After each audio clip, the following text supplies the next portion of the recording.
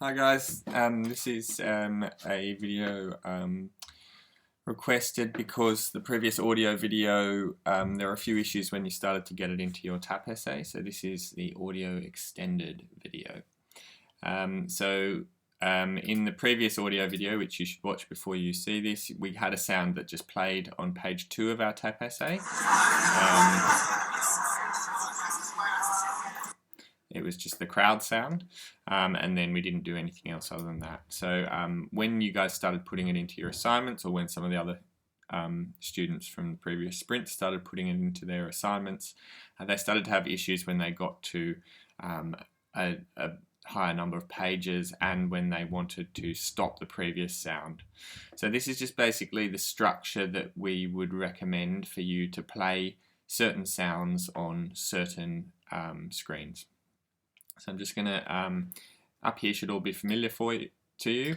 That's just how you load your sounds in. If that's not familiar, make sure you watch the video that was put in before this one, the audio video. We've got 5 pages in this one rather than 3. Our setup function is the same. In our draw function, this is just controlling the visuals. So this is where you would have your visuals for every screen. So in here is screen 1's visuals.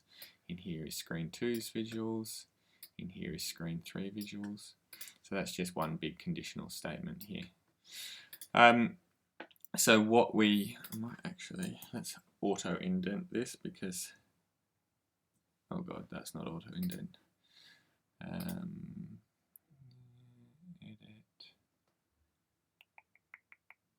Indent document. You should all have the indenter plugin that's been linked to in the Microsoft Teams chat. Indenting is very important because, as you can see, it just did there, and it just showed us where it just made it a bit clearer what this conditional statement is, and the indenting is very important for finding bugs with that sort of things. You're missing brackets.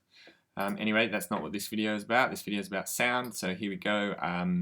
As I said, these are the visuals for each screen. You can see that in page 2 we'd like the crowd sound to be playing, but then we want to switch sounds in page 3 and we want the fire sound to be playing.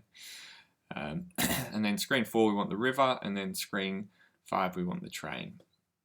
I've loaded all of those into my folder here. You can see them in here. Yeah, as I say, if you don't know how to load them in, watch the previous video.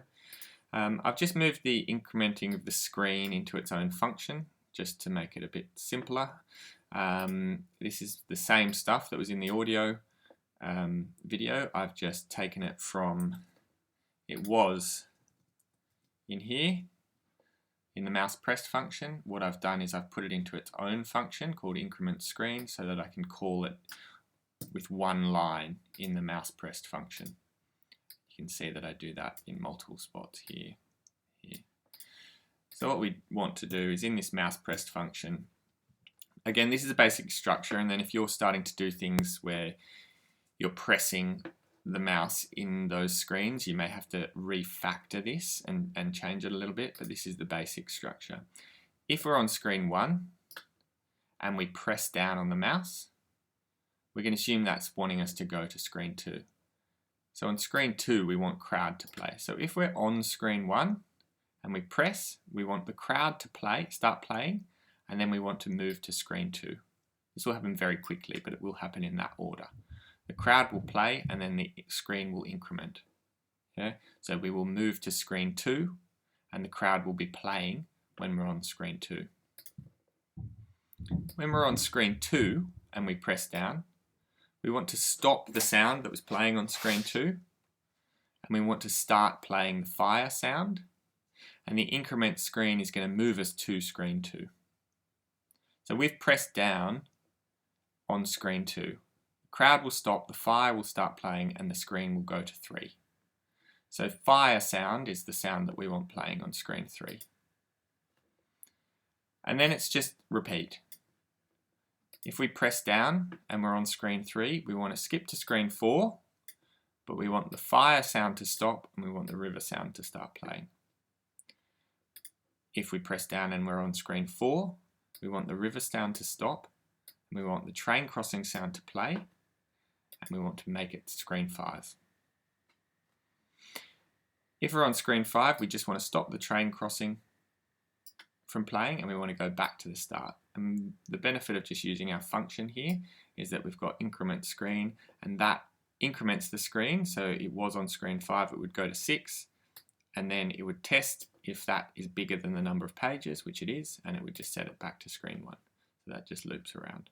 But we don't want any sound to start playing on screen 1, so here we just have the train crossing stop.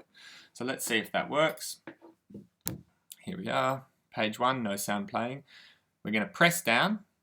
It's going to start playing the crowd, and then it's going to increment us to screen 2. Great. It's done that, and the crowd is playing. We're going to press down. We want the crowd to stop. We want the fire to start, and then we want to go to screen 3. So here we go. Crowd stops, fire starts, and we're on page 3. Same again, press down. We want the fire to stop. We want the river to start, and we want to go to page 4. Great, the fire stopped, the river started, and it moved us to page 4. Press again, we want to go to page 5. We want the train crossing to start, and we want the river sound to stop.